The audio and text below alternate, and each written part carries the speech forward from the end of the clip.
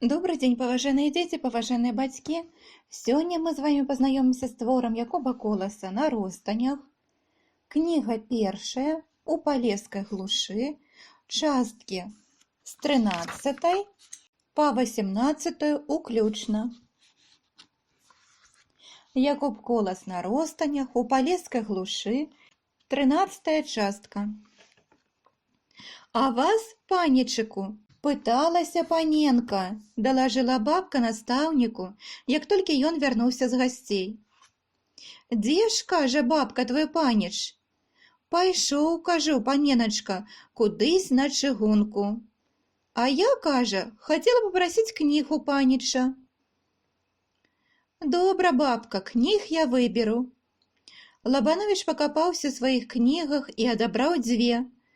Томік дробных апавяданняў Караленкі і невялічкае апавяданне Сельмы Лагерлёв «Легенда аднаго дома». Лабановічу хацелася перадаць кнігі самому, і панна Ядвіся, як дагадваўся настаўнік, напэўна хацела, каб ён сам прынёс іх. Кнігі тут былі толькі як зачэпка. Лабановіч крыху зафанабэрыўся. Не пайду», – сказаў ён сам сабе. «Вось, бабка, кнігі, занясі іх, калі ласка, паненцы». «Добра, панічок».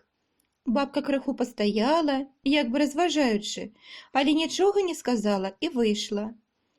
Лабановіч, сказаць праўду, гневаўся на панну Ядвісю. Пасля таго вечара, калі быў у пана падлоўчага сухавараў, і рашыў не паказвацца там. Апрача таго, вобраз другой дзяўчыны яго моцна зацікавіў і таксама крыху засланяў сабою Ядвісю. І само сабою напрашалася параўнанне гэтых дзяўчат. Панна Марына, без спрэчкі, мела перавагу перад Ядвісю ў харастве, але разам з тым уступала Ядвісю ў разнастайнасці праяўленняў жыцця. Марына была ціхая, сталая і, напэўна, вельмі добрая душа. Але гэта была простая дзяўчына. Адлучыўшы ад Марыны хараство, гэтую дзявочую шыльду ад яе засталося б мала, тады як Ядвіся была натура больш мнагалучная, больш жывая, якая яшчэ не выявілась і не сфармавалася ў пэўны характар. Лабановіч усміхнуўся сам сабе. Яму прыпомнілася казка пра асла. Галодны асёл папаў між двух стагоў. Ён спыніўся і пачаў разважаць, да якога стога яму накіравацца. Разважаў да таго часу, пакуль не выпрастаў ногі. У канцы Лабановіч вывеў такое заключэнне, што гэтыя дзве дзяўчыны ахаваюць яго ад таго, каб закахацца ў адну з іх, і яму стала весела. «Занесла, панічыку, вашы кнігі». «Паненка дзякавала вам. А чаму, кажа, паніч не прыйшоў?» – сказала, вярнуўшыся бабка. Па праўдзе сказаць, настаўніку хацелася пабачыць Ядвісю, тым болей, што пасля таго, як быў там сухавараў, яны не сустракаліся. Як не хітрыў ён сам з сабою, як не тлумачыў гэты факт, але аднаго не мог пабароць у сабе, не думаць аб пані Ядвісе. І што б ён не рабіў, аб чым бы ён не думаў, не дай устане перад імі Ядвіся. І чым бліжэй быў ён да яе, тым больш адчувалася ўлада гэтай дзяўчыны над ім. Калі ён быў у гасцях і бачыў перад сабою другую дзяўчыну, ён ні разу не ўспомніў аб сваёй суседцы. А цяпер, як бы ў помству за гэта, вобраз панны Ядвісі стаяў неадступна ў вачах, дражніў яго, кудысь зваў і смяяўся. А вокны ў пакоі пана падлоўчага святлелі прынадным бляскам. Цяпер там, напэўна, адна панна Ядвіся з сястрою, бо пан падлоўчы цэлымі днямі ездзіў прымаць сена ад палюшыкоў для графа Патоцкага. Паненкі, напэўна, разглядалі, а можа, чыталі яго кнігі. Хата пана падлоўчага выглядала так, як бы хацела сказаць настаўніку: «Хлусіш? Ты ўсё ж такі да мяне прыйдзеш». «Што за насланне?» – прамовіў сам сабе Лабановіч. «Або ў мяне няма сілы ўзяць сябе на павадок? Яловыя шышкі, сказаў сёння, гарэлкі піць не буду, і не піў. А сказаў, не пайду да ядвісі, значыцца, і быць так. Настаўнік зняў са сцяны скрыпку, настроіў сяк-так струны і пачаў вадзіць па іх смыкам. Іграў ён зусім слаба, але ўзяўся за скрыпку, каб разагнаць думкі. Ён нават імкнуўся выявіць ігрою свой настрой, але з гэтага нічога не выйшла. Скрыпка, як зазначыў сам сабе музыка, раўла, нібы галодная жывёліна, загледзеўшы свайго гаспадара. Ён кінуў скрыпку на стол, звярцеў папяросу і, момант падумаўшы, адзеўся, узял палку і пайшоў. У кухні каля грубкі стаяла бабка, а на зэдліку пры стале сядзела яе прыяцелька Наста. «А куды ж гэта вы, панічок?» – запыталася бабка. «Пайду, бабка, лавіць таго чорта, што твайго Міхалку напалохаў», – сур'ёзна адказаў Лабановіч і выйшаў на двор. Уже даўно звечарэла, і ў хатах усюды свяціліся агні. У адным канцы сяла ад пераезда спявалі вясковыя дзяўчаты, і водгулля іх аднатоннай песні, адбіваючыся дзесь каля чыгункі, даносілася сюды цэлымі хвалямі мяккіх жалобных гукаў. Простыя матывы, крыху змякчаныя адлегласцю, хвалявалі маладога настаўніка, як нейкі няясны прываб, і разам з гэтым паглыблялі яго смутны настрой. Цёмны лес, што стаяў недалёка за вёскай, глядзеў хмурна, як бы казаў: «Не слухай ты гэтых песен, у іх твая атрута. Уцякай ты адгэтуль, тут усё пранята атрутаю сэрца». Але настаўнік стаяў і слухаў дзявочыя песні. Чаму яны такія жаласныя? Чаму мала разнастайнасці ў іх матывах, так мала, што трудна сказаць, аб чым спяваюць дзяўчаты, аб смутку ці радасці, бо калі толькі не пачуеш іх спевы, яны заўсёды невясёлыя. Ці не аднатоннасць тутэйшага краявіду, гэтыя доўгія, бясконцыя дарогі між лясоў і балот адбіліся на іх. За колькі крокаў ад Лабановіча, вынырнуўшы з цемнаты, без шуму, як цень, выступіла жаночая постаць. Параўняўшыся з агароджай школы, яна прытрымала крок, пайшла павольней, прыглядаючыся на вокны кватэры настаўніка. Вокны свяціліся. Выходзячы, настаўнік забыўся патушыць лямпу. Угледзеўшы настаўніка, ці толькі дагадваючыся аб тым, што гэта ён, жанчына прыбавіла крок, ледзь падаючыся ў бок Лабановіча. Цёмная постаць, крыху адышоўшыся, павярнула назад і накіравалася да настаўніка. «Вам, мусіць, не весела аднаму?» – спытала жанчына ціха глыбокім маладым голасам, у якім чуўся нейкі прывабны смех. Лабановіч пачуў, што галава яго закружылася, як бы ад хмелю, а ў крыві і па ўсім целе нібы прабеглі іскры.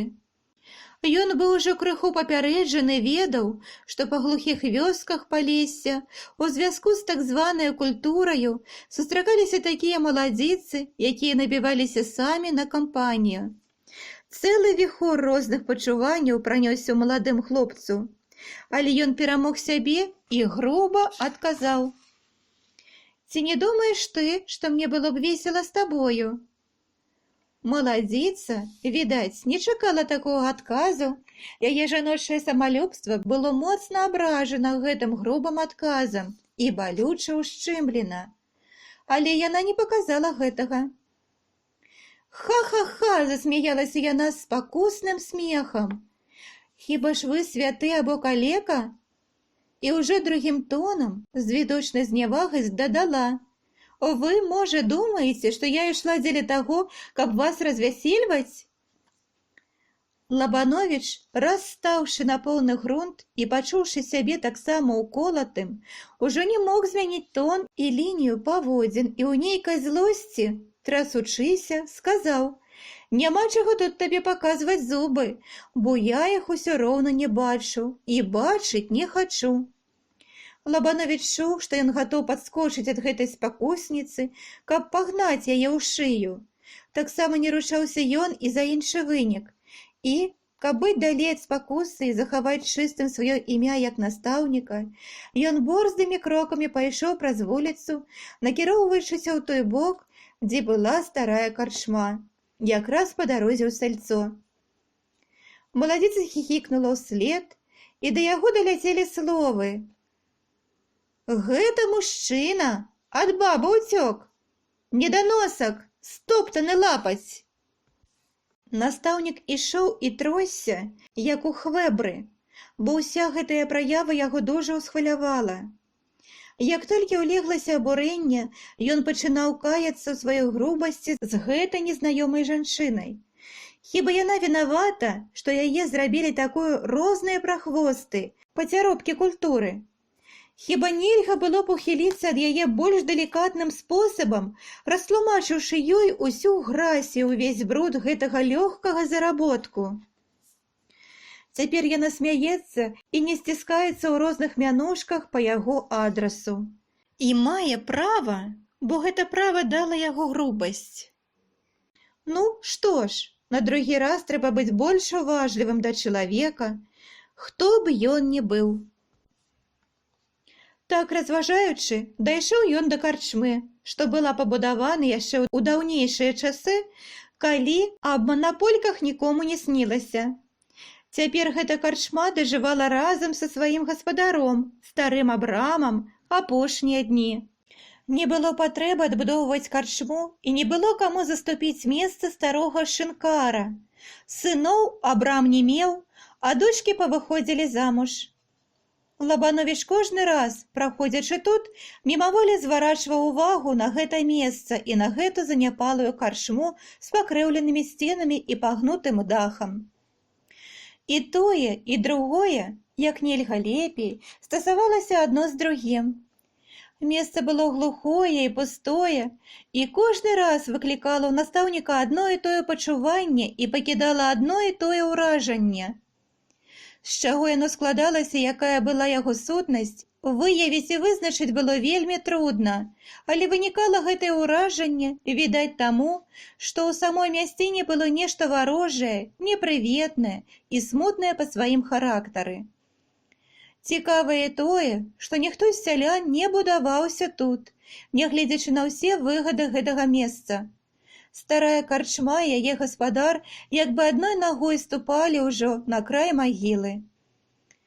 А гэта, разам усё ўзятае, хіліла думку настаўніка да заключэння, што на свеце ёсць нейкія розныя пачаткі жыцця.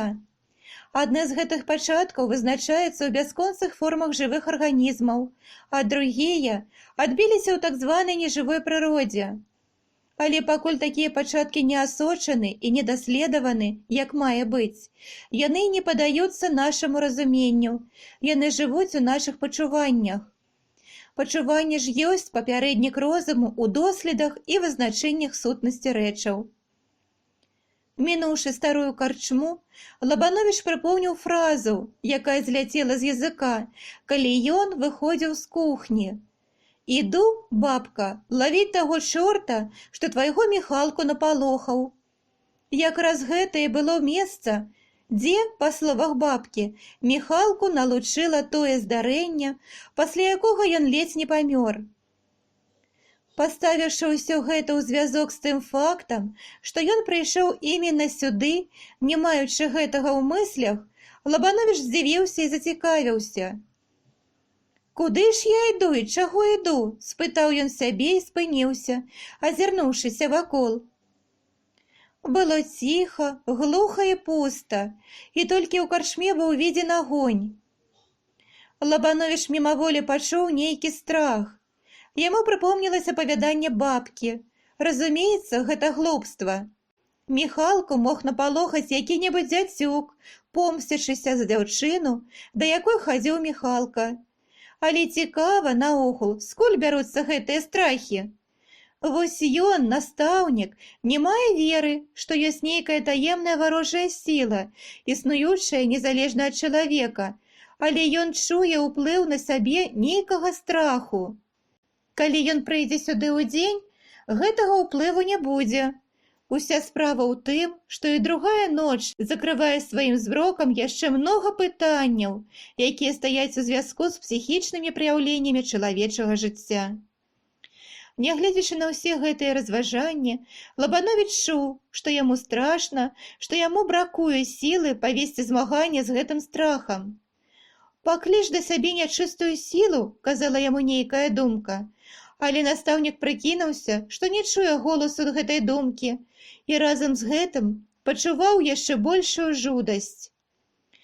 «Калі ў цябе не хапае на гэта смеласці, прыслухайся. Ты штось пачуеш», – прывязалася да яго гэта думка. «Ну што ж», – прамовіў сабе Лабановіч, – «і буду слухаць». І ён унікліва стаў прыслухоўвацца. Тая ж самая ціш, тая ж глушыня. «Чэрці, чэрці, пакажыцеся!» – ціхенька паклікаў ён і зноў стаў прыслухоўвацца.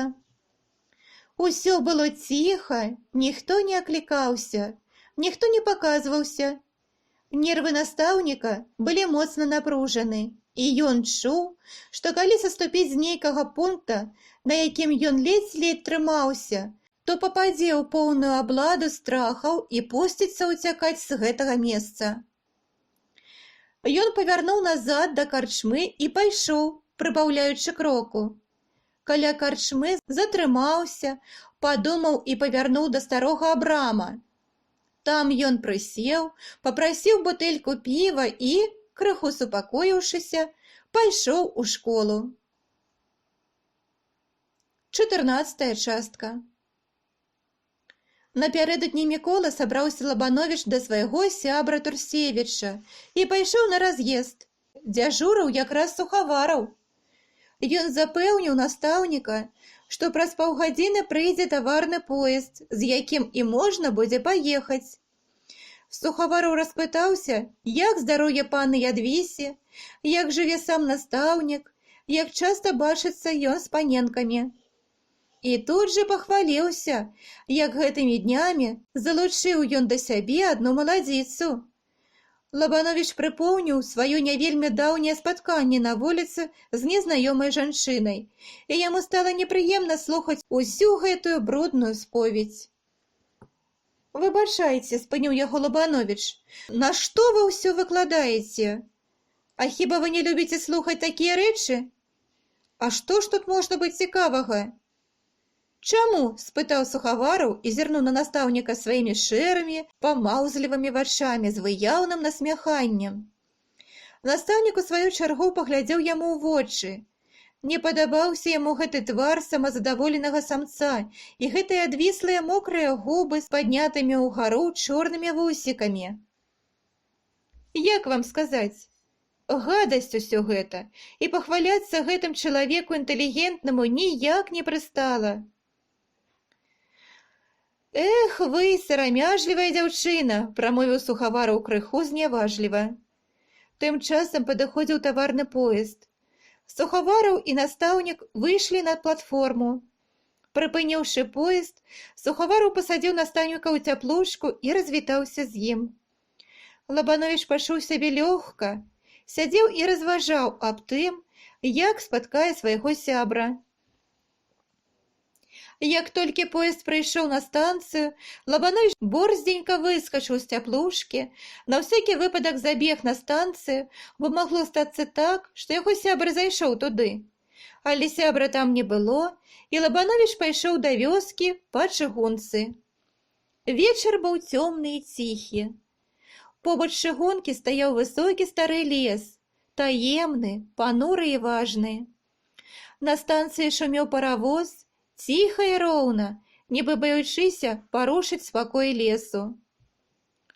Абложанае бялявымі хмарамі неба, здавалася, ніжэй навісла над зямлёю, і пухаўныя сняжынкі спакойна падалі на гэты высокі лес і дарогу. Было штось незвычайна прыемнае ў руху белых і чысцюткіх пушынак, і так далікатна лажыліся яны на зямлю, на шапку настаўніка. Чулае вуха, здавалася, само прыслухоўвалася да іх ціхусенечкага шолаху, як бы хацела ўцяміць мілую гутарку. Лабановіч ішоў борзда. Яму было лёгка, проста хацелася бегчы, ганяцца за гэтымі белымі пушынкамі, нібы яны былі жывымі, або ён сам быў яшчэ дзіця. З правага боку дарогі лес скончыўся. Лабановіч ішоў і ўзіраўся ў цемру, каб не прамінуць гасцінца, бо дзесь тут ён павінен прасекчы чыгунку. А во гэты шлях, вось гэтыя старыя бярозы-прысады. На гасцінцы, у вярсце ад чыгункі, стаяла хата казённага лесніка Лукаша. Там змяшчалася школа, дзе жыў і вучыў дзяцей Турсевіч. Лабановіч борзда прайшоў гэту вярсту, здалёку бачыўшы сіняваты блеск у акне свайго сябра. Каля самай кватэры ён прыпыніўся. Акно з боку вуліцы было завешана простенькую занавескаю. Турсевіч хадзіў па пакоіку і меў такі выгляд, як бы ён сам сабе пераказваў лекцыю. Лабановіч ціхенька падышоў да аконца, пастукаў пальцам па шыбе і схаваўся. Турсевіч адхіліў занавесачку і, засланіўшыся рукамі ад лямпы, стаў узірацца. Нікога няма. Як толькі ён адышоўся, Лабановіч зноў таемна пастукаў у шкло і борздзенька адскочыў. Турсевіч рашуча падышоў да акна і громка запытаў: «Хто там?» Лабановіч не аклікаўся. «Што за чорт?» – пачуў Лабановіч, нібы сярдзіты голас сябра. Шчакаўшы яшчэ з хвіліну, Лабановіч зноў пастукаў. Турсевіч сярдзіта сарваўся з месца і накіраваўся да дзвярэй. Лабановіч схаваўся за тоўстую бярозу. Турсевіч прыадчыніў дзверы, ледзь прасунуў галаву і стаў пазіраць. Нідзе нікога няма. Як толькі ён зачыніў дзверы і замкнуў іх на засаўку, Лабановіч скок на ганак. «Хто?» – запытаў Турсевіч, не адчыняючы дзвярэй. «Не скажу», – адказаў Лабановіч. «Ах ты, мядзведь цельшынскі!» – крыкнуў радасна Турсевіч. «Ну ідзі, ідзі, брат!» «Ах ты, фрукт гэтакі!» – весела прамовіў ён і расчыніў насцеж дзверы ў сваю кватэру, каб было відно госцю. Турсевіч крыху адышоўся ад дзвярэй і нарыхтаваўся спаткаць сябра, якому ён быў вельмі рад. Бойкія шэрыя вочы яго так і ўпіліся ў Лабановіча. З іх так і сыпаліся іскры смеху. Разам з тым у іх адбівалася жывая мысль, нейкая станоўкасць і ўпартасць. Лабановіч прыпыніўся каля дзвярэй. Момант сябры азіралі адзін аднаго, а твары іх свяціліся вясёлым смехам. «Няхай не пайдзе на цябе цень бярозы, пад якой сядзеў грэк», важна і ўзвышальна прамовіў Лабановіч. «Да не апынешся ты ў становішчы сабакі, які сядзіць на плоце», сказаў гаспадар. Перакінуўшыся жартлівымі прывітаннямі, сябры абняліся і сардэчна пацалаваліся. Турсевіч прыйшоў у рух і ўзбуджэння, трос сябра за плечы, громка смяяўся. «Ну і малайчына, далі Бог маладзец! Я, па праўдзе сказаць, і думаў, што ты павінен праведаць мяне. Ну сядай!» Турсевіч сабраў са стала кнігі, акуратна злажыў іх і палажыў на палічку. У яго пакоі быў самы строгі парадак і чыстата. Уся кватэра яго складалася з аднае клятушкі, сялянскія хаты, але ён умеў надаць ёй нейкую прытульнасць. Прыводзячы ўсё ў парадак, Турсевіч увесь час вёў размову, закідаў сябра пытаннямі, хапаўся, гаварыў і за сябе, і за сябра. «Ну вось што, Лабуня, зараз закамандую гаспадыні самавар. Будзем сядзець, будзем піць чай і гаварыць. Люблю я, ведаеш, гэтак з прыяцелем з чаем пасядзець». «Эх, што ж я? Стой, брат», спыніў Турсевіч самога сябе. «Мы наўперад закусім. У мяне, брат, вельмі слаўнае сала ёсць». «Ну, ведаеш, чула душа, што ты прыедзеш. Быў на станцыі, сала купіў. Чакай жа, брат, у нас ёсць зусім іншая музыка». «Такія разумныя рэчы не кожнае вуха пачуе», – адказаў Лабановіч. «Адным словам, галава твая міністэрская. І дазволь мне, вялікі пустэльніча і мой настаўніча, сказаць колькі слоў на гэты выпадак. Валяй! Лабанович падняўся, састроіў важную міну і пачаў. Люблю я слухаць шум ад таркі, дзяруць картофлю на бліны. У печы піск люблю ад скваркі, прынадна пахнуць мне яны. Няхай злуе айцец духоўны, няхай суліць мне пекла ён. Люблю я больш, як звон царкоўны, скаварады, а прыпек звон. Ха-ха-ха, зарагатаў Турсевіч. Ах ты, багахульнік, толькі ў сельшыне можна дадумацца да гэтага. Люблю я больш, як звон царкоўны, скаварады, а прыпек звон. Лоўка, далі Бог, лоўка, ну, я зараз. Турсевіч выбег у сенцы, а адтуль да гаспадыні з загадам прыгатаваць вячэру і зараз жа вярнуўся. А ведаеш, Лабанок, таемна прамовіў Турсевіч, панізіўшы голас, можа б ты выпіў чарку? Мілы ты мой друг, мало таго, што галава твая міністэрская, дык ты яшчэ і чараўнік, адным словам, кудзеснік, натхнёна прамовіў Лабанович. Чаму ж не выпіў бы, як кажа моя бабка? Дык, кажаш, добра было б выпіць, спытаў з нейкой сур'ёзнасцю Турсевіч. А які ж дурань асмеліцца сказаць, што нядобра? Дык няма ж, братка! Твар Лабановича крыху выцягнуўся. Ха-ха! Аж прысеў Турсевіч ад смеху. Потым усхапіўся, не перастаючы смяяцца і паказваючы на сябра пальцам.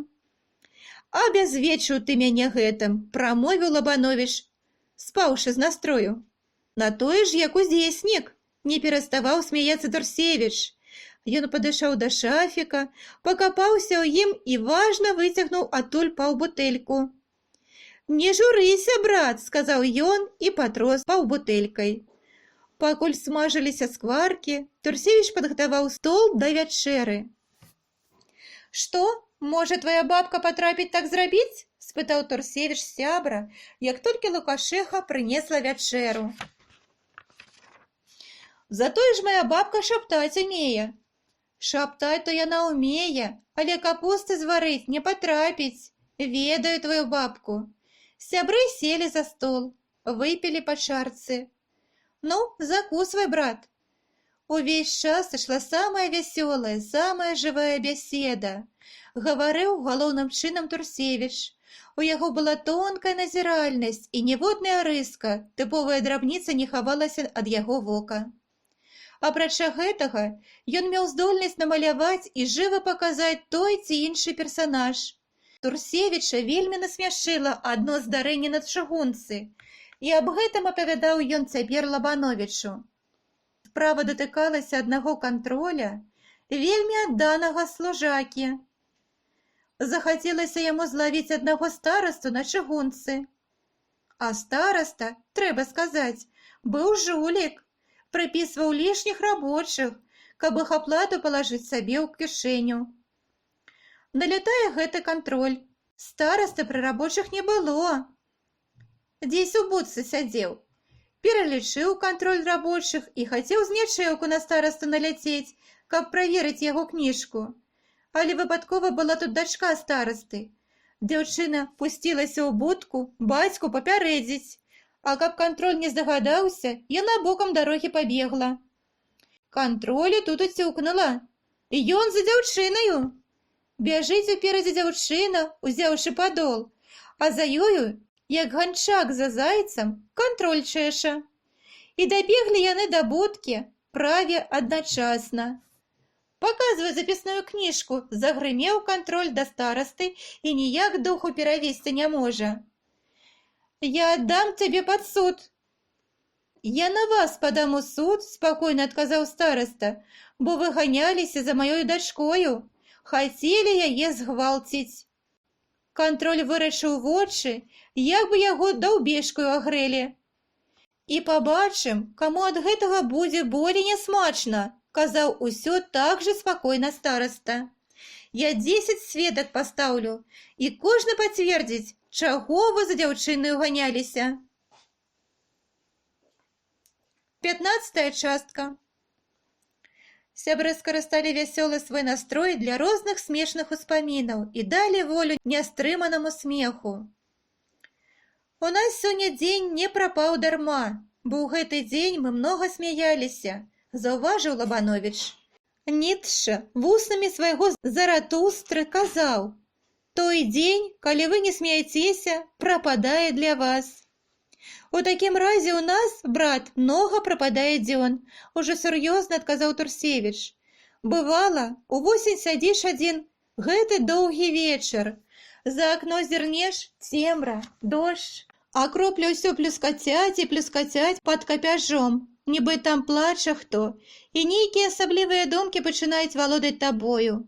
Заўваж, дружа, іменна асаблівыя думкі. Яны выходзяць як бы не з твайго мозгу, а табе іх насылае нехта, каго няма, але прысутнасць яго як бы адчуваецца. І вось уб'юцца ў галаву такія думкі, і Бог ведае, аб чым не гамоніць табе. А вось, як гэтыя бярозы каля хаты пачнуць шумець. Ведаеш, брат, чалавек, скажам, прывыкае да жывёлы. Гаспадару часта шкада разлучыцца з канём ці з кароўкаю, або з сабакам не за тым, што яны для яго карысны, а проста па прывычцы. Але можна прывыкнуць не толькі да жывёлы, а і да дрэва. Як я, напрыклад, прывык да гэтых старых бяроз, што стаяць на шляху каля хаты. І вось скажу, калі зашумяць яны сваім голым веццем, то я чую нейкі жаль. Мне здаецца, што яны чагось смуткуюць і аб чымсьці скардзяцца, і што яны таксама нешта пачуваюць, і іменна пачуваюць.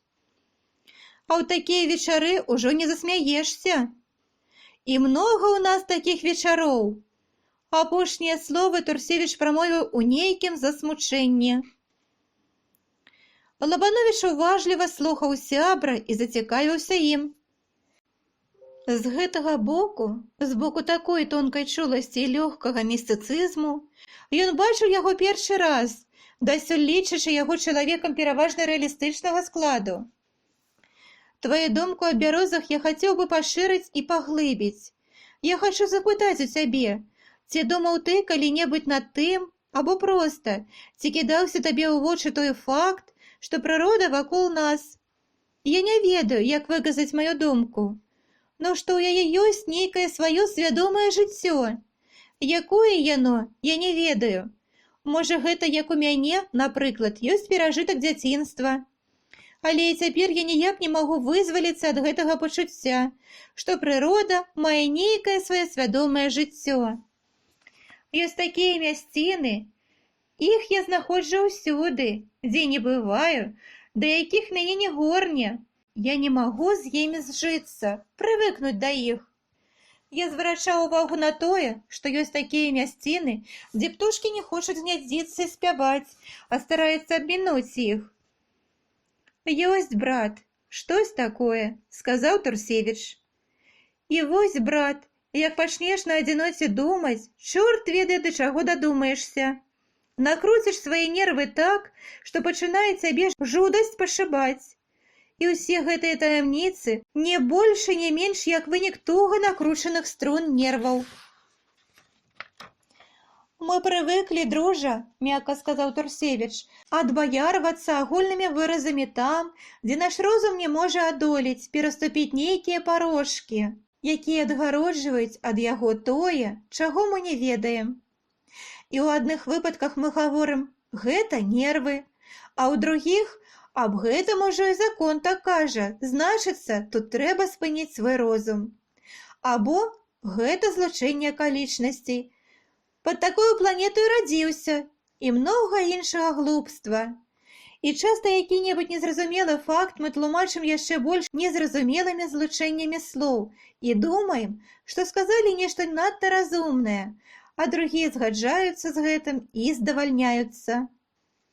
А між тым усе гэтыя сляпыя агульныя выразы вельмі шкадлівы, бо яны звязваюць уніклівую думку чалавека, заспакойваюць і закалыхваюць яе, як закалыхваюць крыклівае дзіця, і не даюць іх ходу там, дзе трэба разгарнуць дзейнасць, каб дашукацца прычыны. І такім чынам праз сям'ю, а потым і праз школу Наш розум прывучаецца пасіўна ўспрымаць такія з'явы, якія далёка не даследжаны і не растлумачаны. Дзяцей часта асякаюць старэйшыя ў сям'і, калі яны прыстаюць з запытаннямі, то вельмі наіўнымі, то часамі занадта замыславатымі. А несвядомыя настаўнікі ў школах таксама забіваюць у вучнях усё тое, што не ўкладаецца ў асадкі падручнікаў або выходзіць за межы знаўства саміх педагогаў. А гэта ўсё разам узятае вядзе да таго, што мы падпадаем пад абладу слоў і не маем волі для пратэсту супраць гвалтоўнасці над нашым розумам. Лабановіч слухаў сябра, згаджаўся з ім, як бы Турсевіч выказваў яго ўласныя думкі. Разам з гэтым і нейкае засмучэнне закрадалася яму ў душу. «Ведаеш, брат, — сказаў ён, — вельмі добра хоць зрэдку сустракацца з жывым чалавекам, пагаманіць, адвесці душу. А то жывеш у глушы, дзе жывога слова не пачуеш, жывеш адзін, і думкі розныя бываюць. Мігатнуцца ў тваёй галаве, як цень на зямлі ад лёгкай хмаркі, і забудуцца, як бы асуджаныя на зніштажэнне. А гэты дробны клопат штодзённага жыцця, нецікавага, часта пустога і нікчэмнага, прыніжае цябе, выціскае з цябе ўсё больш вартоўнае. І вось цяпер, калі я крыху адышоўся ад свайго цельшына і зірнуў на яго збоку, то гэта глуш, што цікавіла мяне спярша, пачынае здавацца варожаю і наводзіць на мяне нейкае засмучэнне. Як бы я ў ёй, або яна ва мне чуем непрыяцеля. Чым болей я жыву там, тым больш пачуваю, што затрымацца там доўгі час у мяне не хопіць сіл». Лабановіч змоўк і задумаўся. Вочы яго сталі нерухлівымі і пазіралі ў адзін пункт. Перад ім устаў вобраз панны Ядвісі. «Не, брат, не ведаеш ты, чым мне мілая гэтая глуш. Да я табе пра гэта не скажу», — падумаў Лабановіч. Турсевіч, залажыўшы за спіну рукі, хадзіў ад сцяны да сцяны і таксама аб чымсьці думаў. «Так, брат, там цяжка. Па сабе ведаю, якая там глуш», — прамовіў Турсевіч. «Вось ты вазьмі, якія-небудзь 20 вёрст раздзяляе нашы месцы, а якая розніца? Тут зусім іншае, не той выгляд прыроды. Мы заўтра пройдземся, паглядзім. Ніяк, брат, не можна раўняць случчыны з піншчыны. І дзеці ў школе не тыя, у іх больш сардэчнасці, больш, ведаеш, гэтай чалавечнасці, а твае палюшукі проста звяркі». Далёка за поўнач сядзелі сябры. Многа ўсякіх пытанняў было паднята і абмяркована імі. Усё, што думалася на адзіноце, што так ці іначай займала і цікавіла іх, усё гэта выявілася цяпер і давала многа матэрыялу для гаворкі. Але не хапіла іх гэтай доўгай ночы, каб пагаварыць пра ўсё. «Скажы ты мне, братка Максім, — пытаў сябра Лабановіч, ужо лежачы з ім у пасцелі, — для чаго чалавек на свеце жыве? З некаторага часу мяне цікавіць гэтае пытанне. Аб гэтым пытаў я нават і сваю бабку». «Ну, для чаго ж жыве? А чорт яго ведае, для чаго ён жыве», — прамовіў Турсевіч. Сябры громка засмяяліся. «Тут ужо, брат, нейкая філасофія. І я думаю, што немцу, напрыклад, такое запытанне ў галаву не прыйдзе. Чаму? А таму, што немец — чалавек практычны. Вырашэнне ж гэтага пытання не дае ніякага практычнага результату. Значыцца, немец не ведае, чаго ён на свеце жыве?» — запытаў Лабановіч. «Ну, каб такі кілбаснік ды не ведаў». Сябры зноў засмяяліся. «Чалавек жыве дзеля дабра, для служэння праўдзе, каб ствараць нейкія вартасці жыцця і каб быць карысным для іншых», — сказаў Турсевіч. «Гэта, брат, ён так павінен жыць. Але мы бачым, што жывуць людзі зусім не па гэтаму правілу, і пляваць яны хочуць на дабро або на нейкую там карыснасць. А справа тут стаіць зусім проста, і ў гэтым сэнсе ёсць толькі адна мерка, якая падыдзе да кожнага. Жыве чалавек для таго, каб у жыцці як можна болей вывудзіць карыснага і прыемнага для сябе. Постой, брат, ты, здаецца, нясеш нейкую ерась. Што ж, па-твойму, вывужвае які-небудзь праўдзівы хрысціянін, што адрокся ад зямлі з усімі яе дарамі і дабротамі і ідзе ад людзей, каб заставацца на адзіноце з Богам? Як прыложыш ты да яго сваю мерку? О, хрысціяне, народ вельмі змыслы, і да іх яшчэ дакладней прыстае гэта мерка. Яны, бачыш, маюць вельмі шпаркі разгон і шырока расчыненую губу. Іх не здавальняе зямля і наогул гэты свет, хоць і зямлёю яны таксама не грэбуюць. Ім давай рай, вечнае забвенне, бясконцую радасць і дабрабыт. А на сваё жыццё на зямлі яны пазіраюць як на спосаб латвей дастасавацца да банкету на тым свеце. Ты занадта агаліў сэнс жыцця, сказаў Турсевіч, і тым самым зневажаеш чалавека. Ёсць людзі, што жывуць ідэямі агульнага дабра. За свае ідэі яны ідуць у астрогі, на высылкі. За гэтай ідэі іх крыжавалі, давалі атруту, палілі на кастрах. Тут ёсць нешта большае, чым асабістая выгада і вывужванне карысці для сябе. І не можна выводзіць з аднаго прынцыпу дзейнасць якога-небудзь жуліка і дзейнасць чалавека, што працуе ўсё жыццё для іншых. Гэта толькі здаецца так на першы погляд, стаяў на сваім Лабановіч, а прынцып адзін для ўсіх. Справа толькі ў тым, якія ўжываць спосабы, якімі дарогамі ісці і як разумець гэты прынцып. Але каго ты не возьмеш, ці то будзе вучоны, які вышуквае новыя законы жыцця і пракладае новыя дарогі, ці які-небудзь выдумшчык, Эдысон, ці паэт, ці мастак, ці прапаведнік новага вучэння, ці самаахвярны дзеяч, вечны служка выключна для другіх, усе яны выходзяць з таго ж самага прынцыпу. Не трэба толькі змешваць мэту з тымі дарогамі, якімі гэтая мэта дасягаецца. А ўсё ж такі я з табой не згаджаюся, адказаў Турсевіч. А калі ж у спрэчках згаджаюцца, згодзішся, як аб гэтым добра падумаеш. А цяпер давай хіба спаць, бо, здаецца, пачало ўжо развідняцца. 16-я частка. Шырокі гасцінец з двума радамі старых бяроз збягаў з горкі раўнюсенечкаю сценкаю кудысь на захад, і чым далей, тым, здавалася, гусцей стаялі гэтыя развіслыя тоўстыя дрэвы. Усё болей і болей зніжаліся яны, а потым зліваліся ў адзін шнур і змыкаліся сабою самімі, як бы упіраліся ў лес і хаваліся за лінію небасхілу. Ёсць штось незвычайна прыгожае ў гэтых прывольных старасвецкіх шляхах Беларусі. Шырока і размашыста пралягаюць яны ад вёскі да вёскі, ад мястэчак да гарадоў, злучаючы паветы, губерніі цэлыя краіны.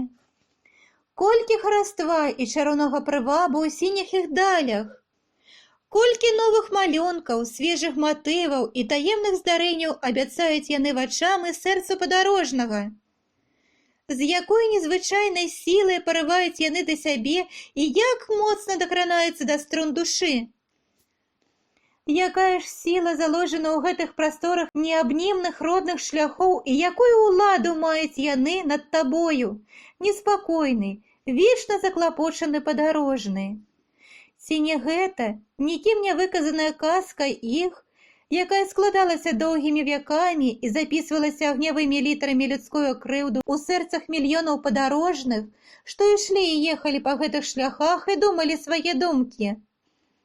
Ці не ён, гэты летапіс часаў, так глыбока западае ў тваю душу, каб адбіцца ў ёй, знайсці свой пэўны вобраз і форму і грозную маланкую жахну цёмную ноч няволі, што звісла над краем.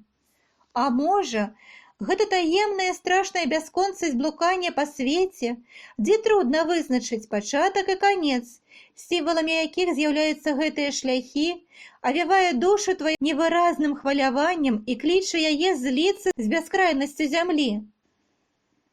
Ці то неясны адбітак вечнага нездавальнення людскога, таемны покліч да шукання іншых форм жыцця, несвядомае імкненне да лепшай долі? Ці то парыванне душы разбіць нейкія граніцы і вырвацца на бязмежныя прасторы яшчэ не існуючай волі? Эх, шляхі, родныя шляхі! Хто перакажа вам нашы казкі, разгадае думкі, назбіраныя і напісаныя часамі на камлях вашых прысад? Зірні, ты зірні, якое гэта прыгодства! Казаў Турсевіч сябру, паказваючы з ганка свае кватэры на роўных шлях і на ўвесь малюнак, што раскрываўся перад ім. Які разгон, які прастор! Які вясёлы тон малюнка і колькі ў ім разнастайнасці! А вось гэтыя бярозы каля мае хаты. Паглядзі, якія яны слаўныя! Я аднаго не разумею, сказаў Лабановіч, любоўна агледзеўшы краявід. У нас столькі прыгодства, столькі багацця форм і фарбаў, і край наш вялікі і разнастайны, а мы не бачым, не хочам гэтага бачыць. Аб нашым краі злажыўся погляд, як аб краі бедным, заняпалым. І нідзе ты ў падручніках геаграфіі не знойдзеш больш-менш сталага апісання Беларусі. Што такое наша Беларусь? А гэта, бачыш, заходняя акраіна Расіі. Чым яна слаўная? Нічым. Вось балоты ёсць, ды яшчэ на ўвесь свет вядомая хвароба, каўтун. І мы з гэтым легкадумна згаджаемся, мы ўсё гэта прымаем на веру, бо, як ты сказаў праўду, пад нагамі пануе шаблон, шаблон пустых слоў, пустыя фразы, чужыя формы думак і чужы змест іх.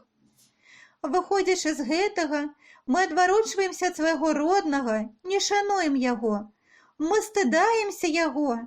Слова «стыдаемся» Лабановіч прамовіў з націскам. Пры гэтым выраз яго твару змяніўся, а ў вачах загарэўся агеньчык нейкай злосці. У ім абудзіўся цяпер, хутчэй інстынктыўна, чым свядома, пратэст супраць зневажання і прыгнечання правоў народа. І ён, як сын гэтага народа, за якім чуў цесную сувязь, стаў на абарону яго правоў. Кожны народ мае свой гонар. Англічанін перад усім светам горда вызначае: «Я англічанін». Тое самае скажа француз, немец, аўстрыец, рускі і іншыя прадстаўнікі другіх нацый. А мы, беларусы, не адважваемся прызнацца ў тым, што мы беларусы, бо на галаву беларускага народа, як вядома, многа выліта памыяў. Годнасць яго прыніжана і мова яго асмеяна, у яго няма імя, няма твару. А з гэтага вынікае тое, што беларус-інтэлігент адмяжоўваецца не толькі ад свайго народа, але ад бацькоў сваіх. Мы ведаем такое здарэнне з адным нашым знаёмым настаўнікам, да якога прыехала з дому матка. У яго былі госці. Ён пры гасцях не паспеў пазнаць свае мацеры. «Ідзі ты, — кажа, кабетка, — на кухню, там цябе накормяць». «Гэта свінства!» — адклікнуўся Турсевіч і плюнуў з нейкаю агідаю. Баяўся мужиком здаць і выявіў сваё поўнае хамства. Сябры некаторы час ішлі між прысад, а потым звярнулі на дарожку, гладка ўз'езджаную сялянскімі санямі, і пайшлі ў бок чыгункі. «Я хачу паказаць табе даўнейшыя могілкі», — сказаў Турсевіч і павёў сябра ў невялічкі лясок на ўзгорку недалёка ад дарогі. Дзе-нідзе на гэтых могілках тырчалі рэшткі крыжоў, панура нахіленых над зямлёю, і невялічкія гарбкі, закрытыя снегам. Між высокіх дрэў стаяла дзервяная каплічка з пабітымі вокнамі. Яна была пабудавана ў асобым стылі і мела арыгінальны выгляд. Яшчэ і цяпер па глухіх кутках Случчыны, напэўна, захаваліся такія каплічкі. Каплічка, здавалася, ледзь сліпела і гатова была кожную мінуту разваліцца. Дзервяны дашок яе прагнеў і зяўраў чорнымі дзіркамі.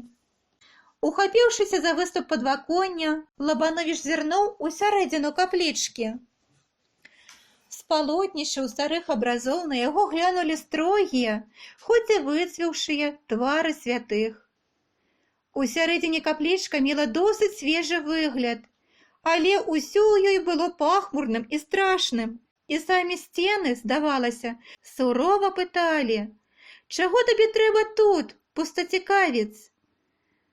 Якое ты маеш права парушаць спакой гэтае святыні?» «Каб я ўмеў маляваць, — сказаў Лабановіч, — я перанёс бы яе на паперу». «Цікавая каплічка, — згадзіўся і Турсевіч. Вось я і прывёў цябе сюды, каб паказаць яе. І ведаеш, якое было тут нядаўна здарэнне. Адзін тутэйшы абывацель з шляхты быў на паляванні. Сабака выгнаў ліса. Ліс схаваўся пад алтар каплічкі. Паляўнічы пачаў капацца і забіў ліска. Аб гэтым даведаўся бацюшка, падаў на суд за абразу святыні. Адным словам, завязалася цэлая громкая справа. А ведаеш, і мне не шкада, што гэтага паляўнічага на суд падалі, — адказаў Лабановіч. Разумеецца, справа тут не ходзіць аб абразе, але сам па сабе гэты выпадак моцна скрабе сэрца. Бедны звярок думаў знайсці сабе тут ратунак. Сябры моўчкі ішлі з могілак. Відаць было, што кожнага паасобку займалі свае думкі. Лабановічу нейкае засмучэнне і неспакой. Яго штось не здавальняла і куды сцягнула.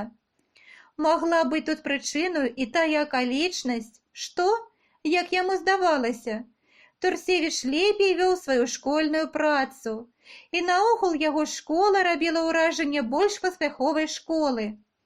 А можа, таксама мела значэнне іх скорая разлука, бо цяпер яны ішлі на станцыю, адкуль ён мусіць паехаць у сваю глуш. «Што, брат, прыціх?» — запытаў яго Турсевіч. «Чаго зажурыўся?» «Не заўсёды ж вясёлым быць», — адказаў Лабановіч. «Ведаеш, брат, як пабачыў я тваю школу, твае заняткі, то мая школа ў параўнанні з тваёй нікуды не гадзіцца». «Ха-ха-ха!» — засмяяўся Турсевіч. «Ніколі твая школа не будзе адставаць, раз ты ёю так моцна цікавішся і прымаеш блізка да сэрца. Гэта ў цябе яшчэ з непрывычкі, з першага года. А я пераконан, што твая школа шмат лепш стаіць за многія». «Што я табе хацеў сказаць?» — прамовіў Лабановіч. «Давай вясною, як скончацца заняткі ў школах, паходзім па Беларусі, азнаёмімся з ёй бліжэй. А свае назіранні запішам, збяром багаты матэрыял. Прыцягнем яшчэ ў сваю кампанію якога-небудзь фатографа, здымкаў цікавых наробім. Апрача смеху, гэты план, разумеецца, распрацаваць трэба. Я толькі думку падаю». «А што ты думаеш? Гэта было б цікава. Аб гэтым, брат, трэба падумаць сур'ёзна. Ай, права!» «Ты ведаеш, — жарам падхапіў Лабановіч, пачуўшы падтрыманне сябра, — гэта была б цікавейшая рэч. Мы б абышлі шмат школ, бліжэй пазнаёміліся б з настаўніцтвам, абсудзілі б цікавасць да свайго краю. А самае важнае, мы раскатурхалі б соннае балота нашага настаўніцтва, бо жыць так, як жывём мы, адарваныя адзін ад аднаго, жыць без жывой ідэі, ведаць адну толькі цесную школу і траціць час на карты і папойкі, што звычайна робіць наш брат, так жыць нельга, бо для гэтага трэба наўперад задушыць у сабе голас сумлення, голас доўгу перад народам. Вучыцца нам, брат, яшчэ трэба многа, зазначыў Турсевіч. Я, напрыклад, думаю у інстытут падавацца. І я чую, што трэба вучыцца, але сэрца маё ніяк не ляжыць да інстытута. Бо што такое інстытут? Гэта тая ж самая казарма-семінарыя. Розніца толькі ў тым, што інстытут канчаткова заб'е ў цябе яшчэ больш-менш жывое ў нашай душы, чаго не забіла семінарыя, і з настаўніка зробіць сухога кашчэя чыноўніка. Лабановіч у глыбі душы пачуў нейкую непрыязнь да сябра, бо, як яму здалося, Турсевіч штось задумаў, нязгодныя з тымі поглядамі, у якіх, як увесь час лічыў Лабановіч, яны не разыходзяцца. І ўжо да самай станцыі сябры ішлі моўчкі, замкнёныя ў сабе саміх. Развіталіся яны сардэчна. «Не забывай же мяне», — сказаў на развітанне Турсевіч. «Цяпер, брат, твая чарга даведацца свайго старога месца і старога прыяцеля», — адказаў Лабановіч. 17-я частка. «Ну, як вам, панічок, гасцілася?» — пытала бабка Лабановіча. «Ой, бабка, добра гасцілася. Было што піты і есты, але прынукі не было», — адказаў настаўнік на паляшуцкі лад. «У мяне, панічок, капуста да абеду засталася. Можа, вы хлебанулі б крыху?» «Не, бабка, есці я не хачу». «То, мусіць, вас твой паніч добра частаваў?» «А як же, бабка, дзякаваць Богу, пачаставаў на славу». «Ну, то і добра, панічок». Да бабкі хтось прыйшоў. Яна зараз жа выйшла ў кухню, а Лабановіч сеў за вучнёўскія сшыткі. Перагледзеўшы, палажыў іх на месца і колькі разоў прайшоўся па пакоіку. Усе гэтыя часы ён чуў, што яму як бы чагось не стае. Чаго? Рэч вядомая, яму трэба пабачыць панну Ядвісю. Не, гэта не так. Яму проста хочацца пабачыць яе. Якая ж тут патрэба? Хіба ён мае сказаць ёй што? А чаму ж не мае? Ці ж гэта не была праўда, каб ён прыйшоў і сказаў да яе: «Я прыйшоў да цябе, бо хачу бачыць цябе, хачу чуць твой голас, ён хутчэй для мяне як вясна. Хачу пачуць твой смех, бо ён, як промень сонца, асвятляе мне душу. Я прыйшоў да цябе, бо прывяло мяне сэрца». «Не, дудкі, брат, ты гэта не пасмееш сказаць ёй. Так можа сказаць Сухавараў, бо ў яго слова не ад сэрца і ні да чога яны не абавязваюць яго», — думаў Лабановіч. «Чым меней думаць, тым лепей. Проста захацеў пайсці і пайду». Хвіліну ці дзве, шчакаўшы, Лабановіч хутка перакінуўся на двор пана Падлоўчага цераз невысокі плот, які адгароджваў двор школы ад двара Падлоўчага, і пастукаў у дзверы. Ніхто не ішоў адчыняць, або не чулі стуку, або не было дома. Ён пастукаў мацней. Зараз жа пачуліся чыісь крокі. Дзверы бразнулі і адчыніліся. «Ёсць хто дома?» — спытаў настаўнік служанку пана Падлоўчага. «Пан з паняю паехалі ў Хатовічы, дома паненкі і чэсь». «Проша, проша!» — падбегла Габрынька і папрасіла Лабановіча заходзіць далей. Маленькая, жвавая смуглянка, здавалася, была вельмі рада госцю. Жывыя і бойкія вочкі яе так і свяціліся радасцю. «Калі ласка, проша да пакоя». Габрынька ўзяла лямпу і павяла госця ў прасторны пакой. «Сядайце, калі ласка. Я, можа, не ў час зайшоў да вас і пашкодзіў вам у рабоце?» — запытаўся Лабановіч. «Барані Божа, якая ў нас работа? Вы так рэдка да нас заходзіце, што маю права часамі спыніць вашу работу, асабліва, калі яна непрыемная». «Работы, пане настаўніку, ніколі не пераробіш». «Гэта праўда». «Ці не можна ведаць, якая праўда?» — вясёлым, маладым голасам прамовіла панна Ядвіся, падыходзячы да настаўніка. «Добры вечар, пані Лабановіч». Ядвіся падала руку, ускінула на настаўніка свае чыстыя цёмныя вочы і затрымала на ім свой погляд, як бы штось чытаючы на яго твары. «Што ж гэта вас не відаць нідзе?» — прамовіла яна. «І да нас не заходзіце». Каб я да вас часта заходзіў, то, напэўна, не заўважыў бы, як вы пахарашэлі, смеячыся, адказаў Лабановіч. Ядвіся на мех апусціла вочы. Цяпер я вас разумею, сказала яна. Вы чакалі, покі я не пахарашэю, бо такую, якую вы сустракалі мяне першыя разы, вам непрыемна было бачыць, праўда? А панна Габрыня за гэты час пастарэла. Не адказваючы на пытанне пана Ядвіся, сказаў Лабановіч. Ну, што гэта вы? Як бы раней намовіліся, запратэставала маленькая Габрынька. І татка называе мяне старенькую, і вы тое ж самае кажаце. А вы мне не адказалі, стаяла на сваім Ядвіся. Я ад вас не адступлюся, покі не адкажаце. Ну, то ў такім разе я ніколі не адкажу вам, бо мне вельмі будзе цяжка, калі вы адступіцеся ад мяне. Ядвіся прыкінулася усерджанай і нецярпліва тупнула. З вамі ніяк нельга да праўды дайсці, а вось жа я адступлюся. Хачу паглядзець, як вам будзе цяжка. Панна Ядвіся адышлася і села на канапу.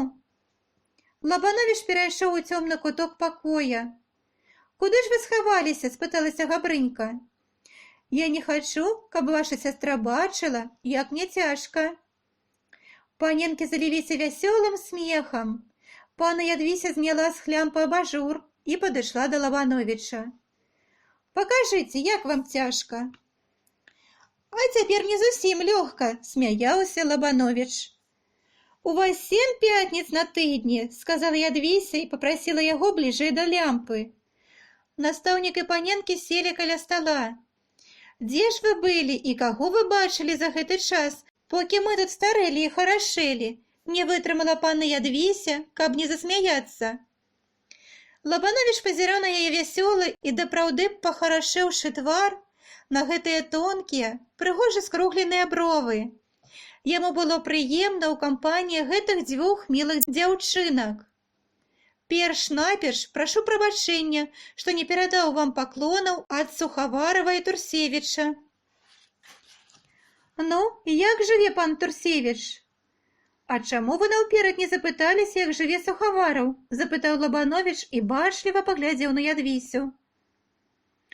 Ядвіся і Габрыня пераглянуліся, усміхнуўшыся. Як відаць, у іх была гутарка аб Сухавараве, і яны зайшлі ў ім нешта такое, з чаго цяпер смяяліся. «Вы не чулі, як пан Сухавараў грае на гітары?» – спытала Габрыня, не вытрымала і залілася смехам. Ядвіся стрымлівалася, паглядаючы на настаўніка, а потым і яна засмяялася, ды так заразліва, што і Лабановіч смяяўся, гледзячы на іх. Нават малы Чэсь, які ўвесь час моўчкі сядзеў каля печы, мусіў смяяцца. «Калі дазволіце, я скажу прычыну вашага смеху». Сёстры адразу перасталі смяяцца. «Ну, скажыце», – разам прамовілі яны. «У вас была гутарка аб Сухавараве. Вы зацікавіліся, які выгляд мелі б губы пана Сухаварава ў той час, калі б ён граў на гітары і сам патываў бы». Ядвіся апусціла галаву. Зірнуўшы на Габрыньку, яна не магла утрымацца ад смеху і дала яму поўную волю. Лабановіч дагадаўся, што правільна зразумеў прычыну іх смеху. «Што, праўда?» «Вы не аматар адгадваць», – адказала Ядвіся. «Усё гэта вы самі выдумалі». «Панна Габрыня, напэўна, скажа праўду». Габрыня зірнула на Лабановіча, потым на Ядвісю. Дзяўчаты зноў засмяяліся. «Вы праўдзівы ці не?» – нечакана запытала настаўніка Ядвіся. «Чаму вы так пытаецеся?» – здзівіўся крыху Лабановіч, пазіраючы ёй у вочы. «Проста мне цікава ведаць. Як бы я вам не адказаў, усё роўна вы не паверыце». «А чаму вы думаеце, што я вам не паверу?» «Каб вы мне паверылі, то, я думаю, вы не пыталіся б у мяне аб праўдзівасці». «Але вы не ведаеце, ці веру я вам, ці не. Не ведаеце, ці лічу вас праўдзівым. Мне проста хочацца ад вас пачуць, як вы думаеце пра сябе». Значыць, вы самі пра мяне ўжо думалі? Усміхнуўшыся, запытаў настаўнік. Ядвіся крыху замяшалася, і ледзь прыкметны румянец выступіў на яе шчоках. Калі вы спатыкаеце чалавека, дык не можаце аб ім не падумаць, сур'ёзна прамовіла яна. Лабановіч на хвіліну задумаўся. Прызнацца, я ніколі не цікавіўся гэтым пытаннем. Тут, на Палесе, дзе людзей сустракаеш мала, можа, і задумаешся над кожным чалавекам, які не пройдзе перад тваімі вачамі. Але ў горадзе, дзе не паспяваеш больш-менш стала заўважыць твар кожнага стрэчнага, я думаю, што гэта проста немагчыма. Можа, дзе ў мазгах гэты працэс і выяўляецца, але ў нашай свядомасці ён дапраўды не адбіваецца. Я ў гарадах не была, адказала панна Ядвіся, крыху нахмурыўшыся. Ах, Ядвіська, што ж гэта мы і не падзякавалі пану настаўніку за кнігі. Выбачайце, я і забылася. Вельмі дзякую вам, прамовіла Ядвіся. А вы прачыталі іх? Даўно прачыталі, адказалі дзяўчаты. Я яшчэ прынясу, калі кнігі вам спадабаліся. Служанка прынесла самавар. Селі піць чай. Ну, а як жа спадабаліся вам кнігі? Спытаў Лабановіч паненак за чаем. Вельмі цікавыя кнігі, сказала Габрынька. Мы іх чыталі цэлымі вечарамі. Ці гэта ўсё была праўда, што там напісана? Спытала Ядвіся. Кожнае, самае праўдзівае апавяданне, разумеецца, не ёсць фатаграфія, але ў яго аснове ляжыць праўда. І кожная звычайная з'ява жыцця, калі ахінуць яе ў прыгожую форму і асвятліць больш-менш яскрава тым ці іншым светапоглядам, і пры гэтым яшчэ вызначыць тыя, часта непрыкметныя пружыны выяўлення нашай душы, што звычайна не ўлоўліваецца нашым вокам, можа быць тэмою для вельмі цікавага апавядання. Хоць бы ўзяць для прыкладу вас. Можна было б, каб знайшоўся такі, разумеецца, мастак, цікава напісаць, як у глухім Палесе гадаваліся раслі дзве красуні сястры. Гэтыя дзяўчаткі хочуць вырвацца на шырокі прастор жыцця, бо іх забівае і губіць гнілое паветра палескіх балот і гразь розных падонкаў культуры. Вось вам аснова апавядання.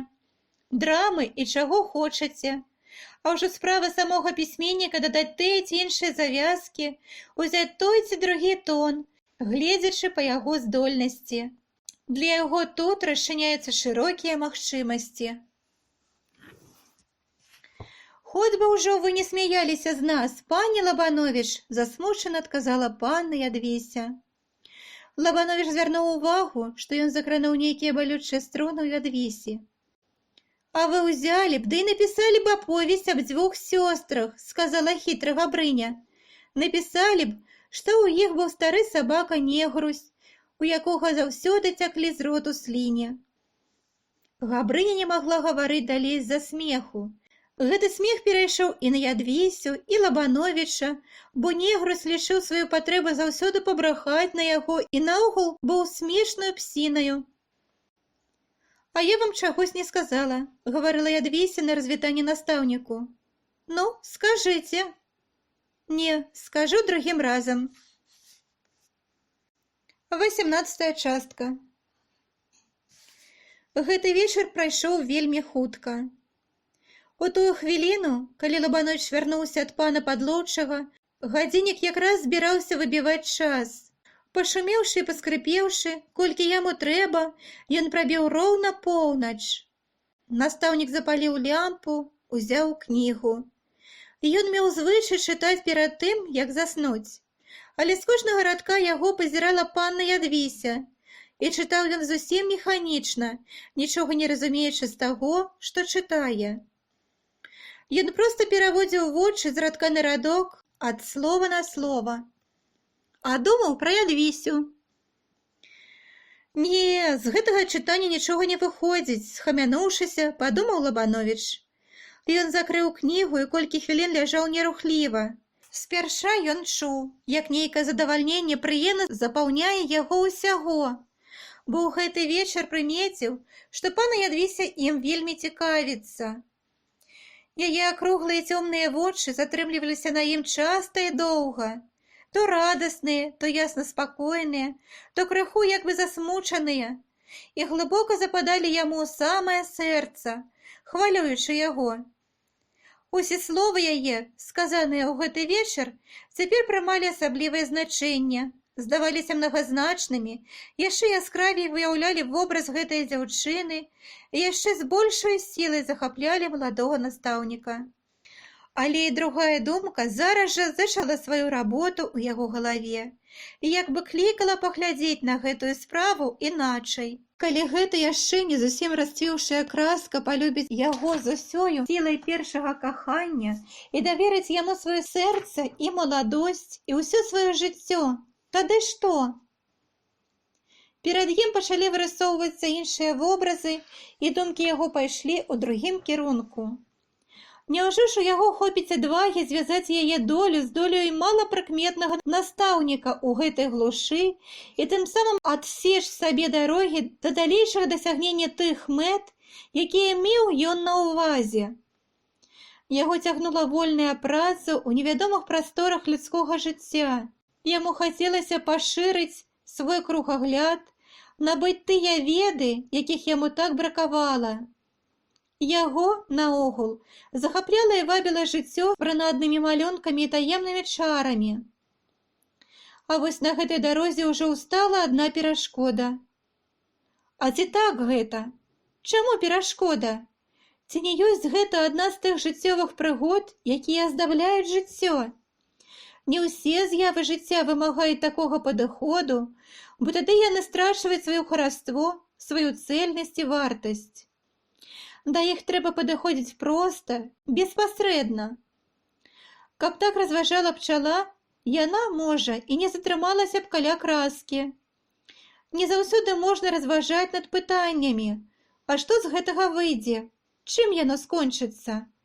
А ці не ёсць ва ўсіх гэтых прыгодах адзнака нейкага закону жыцця, агульнага і прыватнага, які пільна стаіць на варце інтарэсаў жыцця і строга сочыць за тым, каб не парушалася яго раўнаважнасць.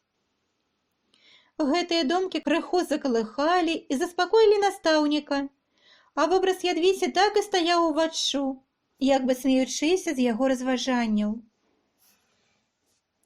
Ад бабкі-старожкі Лабановіч збольшага ведаў сямейнае жыццё пана Падлоўчага. «Добрая душа гэта паненка», – казала бабка і ўздыхала. «Уся ў матку пайшла. Не даў ёй Бог яшчэ пажыць трошкі, дзетак падгадаваць». «Чаго ж яна, бабка, так рана памерла?» – пытаў бабку настаўнік. «Памерла, панічок, на ўсё воля Божая». Панізіўшы голас, як бы баючыся, каб яе хто не пачуў, бабка казала: «Ой, панічыку, цяжка ёй жылося з панам, біў яе пан». «Ды як яшчэ біў? У нябожчыцы пані былі пышныя валасы. Як распусціць, бывала, чорныя косы, дык ледзь не дадолу звісалі. Ой, была жанчына, няхай са святымі супачывае яе душачка. Сама я, панічыку, бачыла, як біў яе раз пан.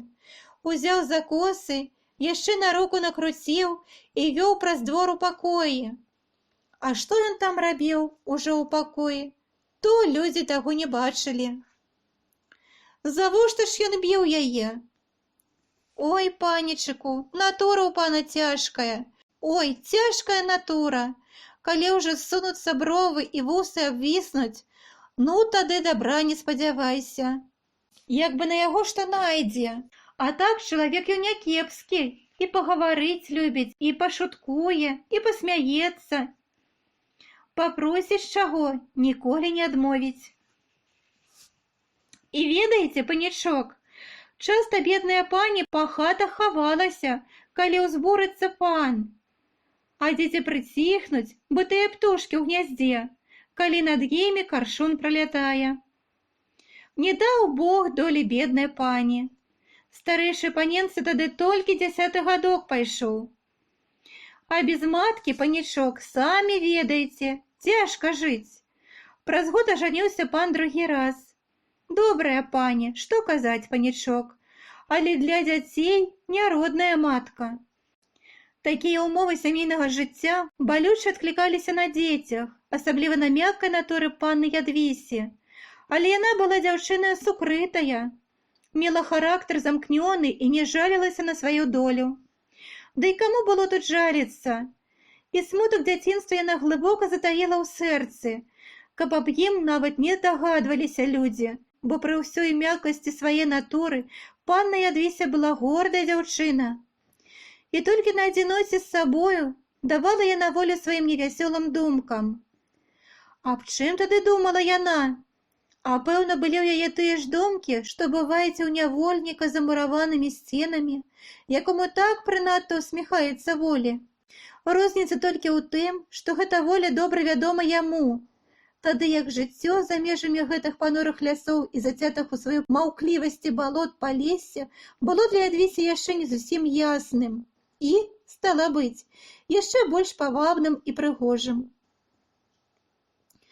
Але як бы там ні было, панна Ядвіся часамі бегала на колькі хвілін да старой Мар'і, не за тым, каб паскардзіцца на свой смутак, а проста пагутарыць з ёю. Забягала яна ў тыя часы, калі Лабановіч быў на лекцыях, і то ўкрадкам, з усімі перасцярогамі, каб не спаткацца з настаўнікам. Бабка была кабеціна добрая, чулая на чужое гора і ўмела знайсці тыя простыя жывыя словы, што ішлі да душы, гаілі і заспакойвалі яе. Гэтыя пабачанні доўгі час адбываліся цішком ад настаўніка, і бабка, якая не была яна гаваркая, ніколі не казала аб іх панічу, хоць таксама была моцна аддана яму. Што ж цягнула пану Ядвісю да гэтае простае кабеціны? Трэба сказаць, што старая палячучка была бабка добрая, спагадная і сваім простым сэрцам разумела, чаго бракавала маладой дзяўчыне, так рана страціўшы родную матку. Водгук на чужое гора жыў у яе сэрцы, бо і сама яна многа зазнала гэтага гора на сваім вяку, рана застаўшыся ўдавою з малымі дзецьмі. І трэба, наогул, зазначыць, што ніхто, як простая сялянская душа, не патрапіць так знайсці тыя добрыя словы і выразы, што гаюча ідуць да другой душы, каб уцішыць і заспакоіць яе раны. Скуль жа бяруцца гэтыя сілы, гэтыя ўласцівасці душы? Напэўна, з крыніц свайго гора і цяжкага змагання з жыццём за людскія правы, з гэтай цэльнасці наіўнай веры у справядлівасць расплаты на тым свеце за ўсе пакуты на зямлі. З другога боку, Ядвісе было цікава паслухаць, як вёў сваю работу ў школе настаўнік, як ён часамі пакрыкваў на вучняў, сярдуючы на іх някемлівасць або праз меру падняты шум, каб потым задзівіць або пераказамі таго, што рабіў ён у школе і як трымаўся з дзецьмі. А тонкая сцяна між кухнёй і школаю дазваляла чуць усё, што рабілася ў школе. Ядвіся часта прыпыняла гутарку са старошкаю і прыслухоўвалася. Як толькі канчалася лекцыя і школа адразу здыхала вальней сваім шумам, Ядвіся, даўшы бабцы знак маўчаць, як спуджаная дзікая птушка, кідалася ў дзверы і знікала між будынін свайго двара, адкуль часта чуўся яе малады сакавіты голас і звонкая песня. А бабка, гледзячы ёй услед, сама сабе ківала галавой і смяялася доўгім ціхім смехам. «Смешная, вясёлая паненка», – зазначала бабка. Апавяданне бабкі аб доме пана Падлоўчага зрабіла моцнае ўражанне на маладога настаўніка. Вобраз пані з чорнымі пышнымі валасамі жыва рысаваўся ў яго ўяўленні, а дапытлівая думка імкнулася ўнікнуць ва ўсе схованыя пружыны гэтае драмы чалавечай душы. І гэта трагедыя людскога жыцця авявала і вобраз паны Ядвісі, атуляла яго нейкай няяснай заслонай тайнасці цёмнай палескай глушы. І сама гэтая глуш усё выяўней прымала свой асаблівы воблік, як нешта само сябе здавальняючае і існуючае сваім уласным жыццём, таемна пераплятаючыся і лучачыся з людскім лёсам. Застаючыся на адзіноце самім сабою, Лабановіч часта думаў аб Ядвісе. Ён нават размаўляў з ёю ў думках. І гэта размова была такая простая, шчырая, бо ішла ад сэрца. Ядвіся так мілая, крыху хітравата пазірала на яго і смяялася. Яму самому рабілася так добра і ціха на душы ад гэтай размовы. Ён чуў, што нешта прыемнае ўліваецца ў душу і грэе яго сэрца. Але пры спатканні з Ядвісею ён ніколі не выказваў таго, што гаварыў ёй без яе. Не то сарамяжлівасць яшчэ чыстага сэрца, не то нейкая асцярога стрымлівала сказаць ёй усё, што было на душы. Паважаныя дзеці, дзякую вам за ўвагу. Падпісвайцеся на канал, стаўце лайкі.